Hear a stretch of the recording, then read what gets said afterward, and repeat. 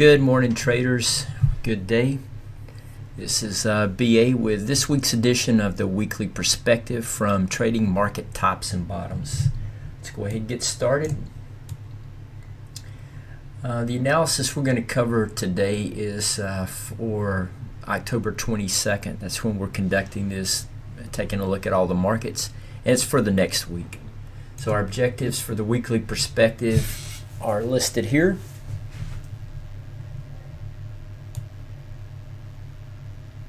And we're going to start out this week with a recap from last week's daily TNB report. The daily TNB report's the end of the day service where we scan all of the markets for tops and bottoms. That's it in a nutshell. So this past week, and honestly, I could scan this thing and come up with 50 potentials every trading day. I don't. I usually run one thorough scan over the weekend, generates a list somewhere between 30 and 50 securities, and that's good enough for the week. All you need is really 2 to 3 good trades for the week. We can hit those without any issue with the 30 to 50 that we have. So here's what happened last week. So just to give you a general idea, we'll take a look at the number of securities and markets that made it into our watch list last week. So right here, we had 19 penny stocks, 11 just regular stocks, some stocks with options, some with no options at all, 2 futures contracts, and 2 FOREX products. So just to run down the list here, ZB's bond futures, we got 2 really profitable trades in bond futures. We were short from about an average of 157, I think 27. I've got it listed a little bit lower in the report. And then our most recent short trade here at 153.17. So this most recent trade, we have half off at a profit target still in the trade. I profiled the British pound trade to kind of show you how we get short on our setups right here. Another really good trade this week. The Australian dollar Japanese yen forex trade, that one went against me right after I put the trade on, so we come out at a stop loss. GE, I finally got in long on one of the dogs of the Dow, the worst of the dogs of the Dow stock. So we'll show you that trade here in just a bit.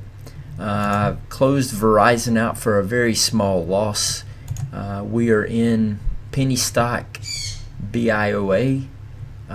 It's about break even right now. I think we're down like 10 or 15 bucks in it.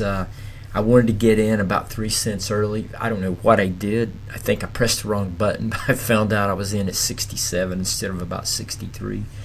Let's see, GAHS. All these stocks here we're in, still in the trade, all profitable. Some of these right here already hit our profit targets. Profit targets on most of these are around 5%. A lot of these penny stocks, I hit them immediately after we get in. Then I take half of it off, leave half on, put the stop at break even, and just let it run after that. So that's kind of the trick there. IBM, biggest winner out of the bunch. We got long 2 weeks ago at 145.75. I don't have the charts in front of me right now, but I think it's around 162 right now. Another dog of the Dow stock. I mean, guys, it's just fertile ground for bottom picking using the tools that we have here. All right, let's take a look at some of the major markets here. 3-month comparison. So we see oil is still leading the pack up about a little over 10% for 3 months. We've got the Dow, which it's like the other stock market indices, never a down day. So it just keeps roaring up every day. Small caps up, followed by the S&P. Tech's kind of taking a pause right now. So I don't know if it's winding up for another big stretch. These things are they've got to be tired. I mean, it's just the stock market indices. You have to really look under the hood to see which group of stocks are moving these markets, and I will tell you it is very, very small amount of stocks keeping these stock market indices propelling higher. Yeah, I'm going to talk about it a little bit more in detail as we get down here. But so we got gold up about 2% for the last 3 months, and bonds flat right now because of bonds are flat. Bonds prices are flat because of the sell-off this week, and of course we caught that little short trade. Let's look at some commodities, ag markets. Cocoa continues to be holding up. Hey, if you look at the move. That's a really smooth run right there. I mean, nothing too jagged. It's just a very smooth equity line. And I don't have the options up right now, but you might want to take a look at it, see if there's any options on it. Hey, listen, if you're playing strangles, straddles, iron condors, that is a very difficult game right now because everything, you have a possibility, I should say, of markets just screaming one side or the other. It's a kind of a dangerous game to play, but when you find something like Mood that looks like that, it might be worth taking a look at. So cocoa, the ag business, and then we've got corn and coffee down here. Yeah, we're still watching coffee for a potential bottom, and let's move that up there. And corn, yeah, I really need to see. I need to see corn do a little something. You can see right here, this bottom, it's really approaching that. I want to see what happens when it actually interacts with that low price right there. That's kind of what we're waiting for. Soybeans, we might have a trade in soybeans this up and coming week. So, but we'll cover that in the daily TNB report. The FANG Plus stocks. Hey, this week I added a price line to it, so you can see NVIDIA still chugging along. You'll notice from last week we've got the 3-month performance is down significantly. Hey, it's this is a rolling 3-month comparison. So as we scroll forward, that starting point can alter these returns significantly here. But what I want to make sure of is that we're looking at the leaders and the laggards. That's really what I want to highlight in these comparisons here. I still think Amazon is the play. We'll have a play on Amazon next week if it triggers. Priceline is another one of those I think is probably going to be close to a bullish play. These are all bullish plays here, guys. If we ever do get a stock market pullback, these are the stocks we're going to look at. But look how tightly clustered all of these other stocks are: Facebook, Netflix, Apple, Tesla, Google. Yeah, so those are in the middle of the pack, and we got our laggards and our leaders right here. So we'll keep an eye on those. Stock market takeaways. All right, takeaways from the past week. Let me change that spelling right there while I'm in. Hey, listen, a record high every trading day for the past week. A record weekly close for the last 6 weeks. A record monthly close for the last 7 months. I put a little blurb in here, just poking fun at it, but it's the truth. Of course, nobody's been trading the markets that's still alive since 1870. But if you were, you would never have seen this right here in the 130, 40 some years. That has never ever happened before. But I put in here, there's 50 or more historical precedents that we've never seen before, and in your generation, well, it'll probably be several generations before they see anything like this, plus the list of 50 other occurrences that have happened.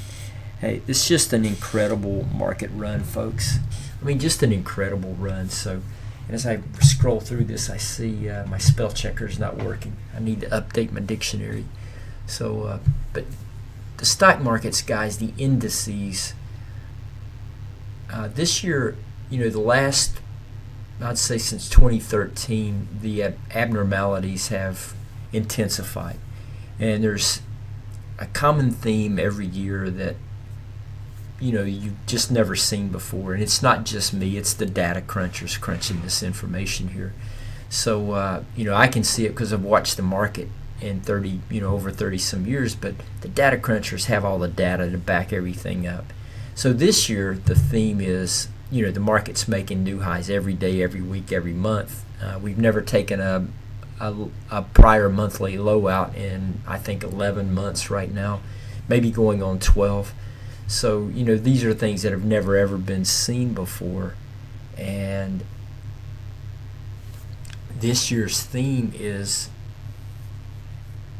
a market that has made so many new highs, so many record highs on the worst breadth readings ever.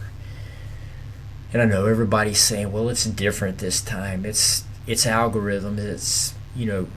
I will tell you, it's never ever different.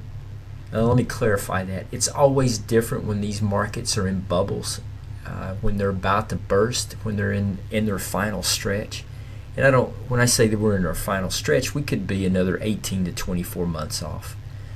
Who really knows? Nobody has any idea when this thing's going to pop. But everybody always thinks it's different.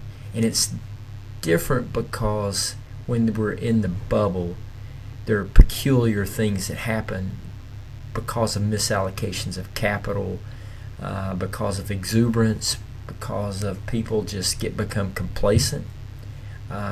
Risk is not a factor, but it all changes very rapidly the minute the market returns to a norm. We haven't seen a normal market since prior to 2013. So everybody's in for a shock when this does kick up. We're not there yet. Hey, what we are missing, one thing we are missing, and it's because of what I just mentioned here, the theme of this year is that the stock market indices are ripping higher. However, the breadth is really lousy. I mean, there's just a small nucleus of stocks that are keeping these indexes just screaming higher and making new records.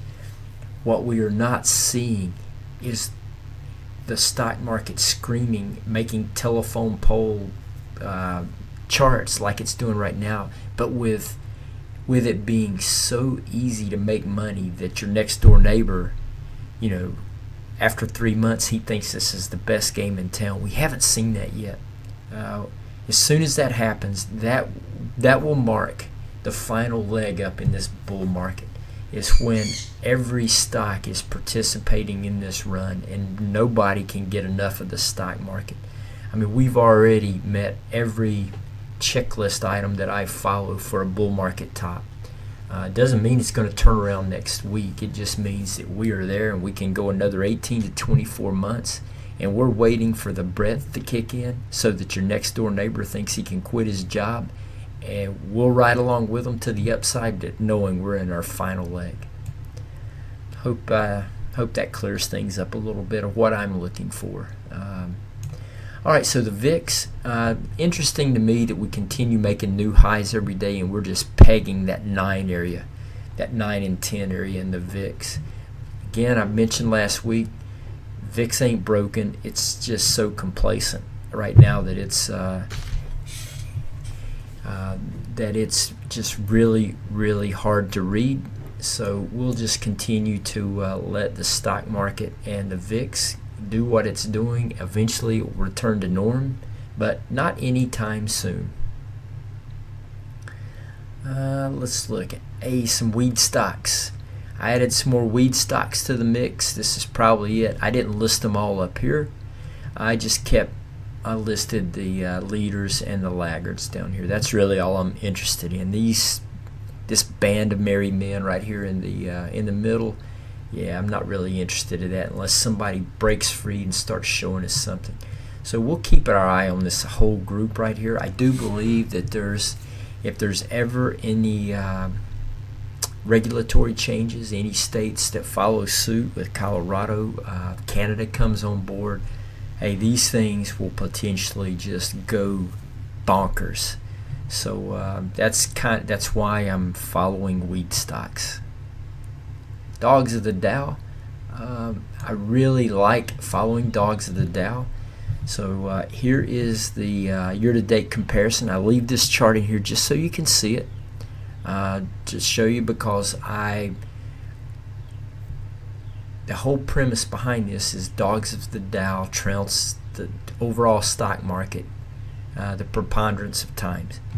You can see here, last time we took a reading, the S&P 500 was clearly leading the dogs of the Dow. But I will tell you, they are gaining ground very rapidly. So that's why I started following these things here toward the end of the year, knowing that a couple of them would pop.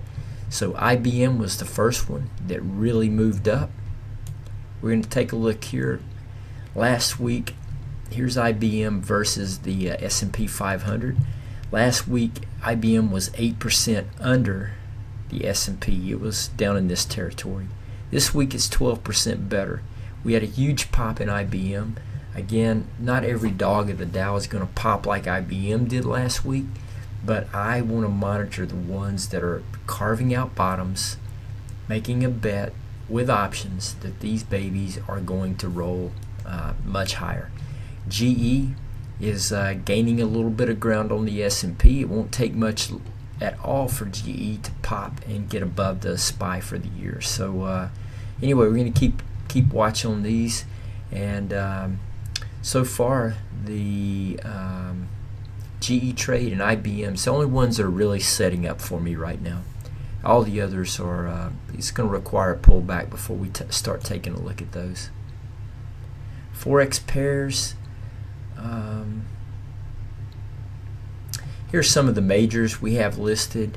I just want to point out that the US dollar, Canadian dollar, gained considerable ground on the other pairs, trying to consolidate in here, a break above this trend line, and this pair could go higher. That may be a trade that we look at this week. These other stocks, these other FOREX pairs, I'll have to look at those with my models. Nothing really just trips me into wanting to take a trade on those, other than this US dollar Canadian dollar pair. So we'll take a look at that this week in the daily TNB report and see if we get a setup and a trigger for that.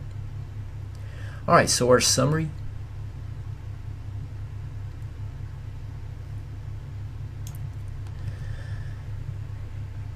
In the stock market, hey, just forget about it. I mean, I made another little sarcastic comment here in the year 2022. We might see a pullback, and that'll be our chance to get in. Hey, listen, just stay away from the stock market indices. There's no premium there. They go higher every day. The minute you think you're going to jump in on these things and ride it out is the day the S&P goes down 70 points, drops a percent and a half or 2%, which would mean absolutely nothing. We could easily see the Dow dropping 1,000 points in a day. 1,500 is what I'm looking at. The NASDAQ, I think, would just get pummeled, and as well as the Russell in the first down day. So yeah, stay away from the indices. It's plenty of action in stocks and the other markets. Bond market, we're still in 2 profitable short trades. So we talked about those a little bit. My final target in the bonds is 147. We'll see if we get there. Commodity markets, coffee may be starting to percolate, so we're going to keep an eye on coffee. If 1582 holds in symbol JO and we touch 1657, we'll be in on the long side. Soybeans, 983, and we're long bullish option trades. Amazon and FANG stocks is still the only move for us. Move back above 990.01 and we're long. Dogs of the Dow, no other trade setups right now. This market's we've got a couple of really good trades playing out, I think. So we'll let those ride. Nothing going in winning sectors. We're just waiting for a pullback. Nothing at all to do there. Forex, I think we have one good setup in the Forex market, maybe a currency future. I'm looking at the 6E, which is the Euro future, for a possible short trade. Other than that, that's it from Trading Tops and Bottoms and the weekly perspective for October 22nd. This is BA signing out.